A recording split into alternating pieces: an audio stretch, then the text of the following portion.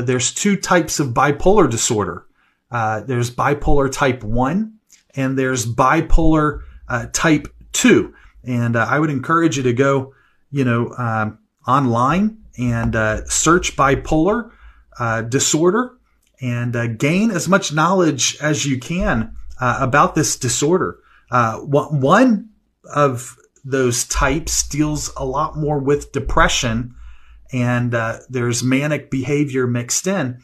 But there's another type of bipolar that really goes down the path of a heightened level of manic behavior or mania that some people would call risky behavior in the field of counseling. So bipolar disorder can be a very upsetting disorder if it's not treated correctly, and it